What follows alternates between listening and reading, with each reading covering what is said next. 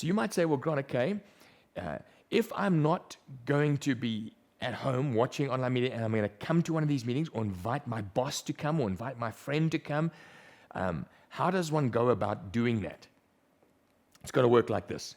Number one, we believe that if you are over 60, you shouldn't be coming. If you are sick in any way, you shouldn't be coming, especially if you've got heart condition, respiratory condition, diabetes, you're just physically out of condition, shouldn't be coming. We're not going to allow children under the age of 12 to come to any of these meetings. Well, they firstly won't understand a lot of what's happening. In addition to that, we're limiting the seats to 40 people, not 50, 40, because the other 10 will be those who are on the sound and the hosting the meetings and the pastors, etc., etc. So we've got limited number of seats. And so for you to attend one of these meetings, this is what you're going to have to do. You're going to have to book. You say, Grant, surely, book for church. Yes, because we don't want you to be disappointed. We don't want you to arrive at a gate and you be, player 41 and have to go home. So, and you're used to it. You book when you go to movies. You book when you go to a soccer match. This is how the booking will work. We're going to have one number. Our computer programmers have sorted this out already. We're busy testing it again and again and again. There'll be no gremlins in the system. You'll have a number. The whole church will have one number. Everybody can. And as you send a message on that number, you can send anything, a hands up, a full stop, Mickey Mouse, anything you like. As you text that number, you will get a link sent directly to your phone. As you open the link, it'll say, welcome to One Life. If you'd like to come to one of our services, which site would you like to go to? The list of the sites that will be open will be on that page. You click that link. Once, let's just say you've clicked Westville. Westville opens up. It'll ask you, do you want to go to 8 or 10? Provided it's not fully subscribed, the next step will be asking you for some simple details which the government requires. Your name, your ID number, your phone number, and your physical address where you may be contacted. And you fill those in, and as you fill them in, it'll have a little note saying you're going to have to answer some questions when you arrive at church, but here's your ticket, and it'll be on your phone.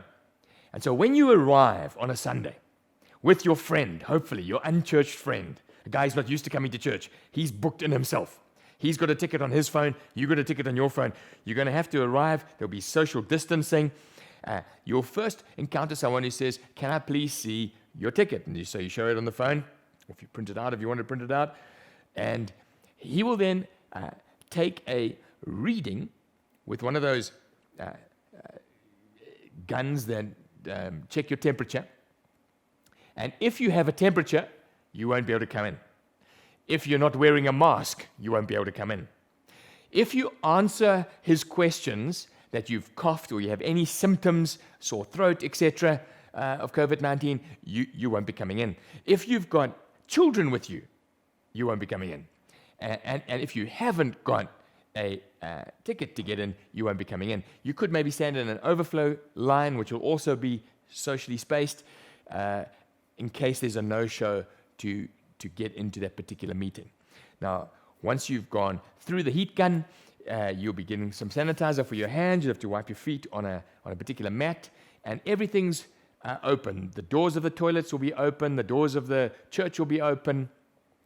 And so in you go into the service. There will be pastors hosting the meeting. You'll have to have your mask on. They are authorized by law to have the mask off if they're not audible and the microphones aren't working.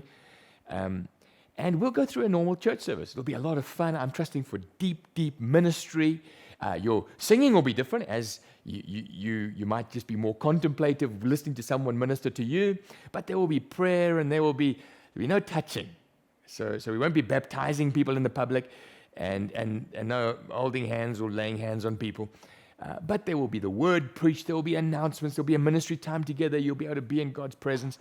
These meetings will be under an hour, because when that meeting's over, we've got to clean the whole facility should there be another meeting that runs after that. There's no tea and coffee afterwards, but that's basically how the meetings will run on the weekends.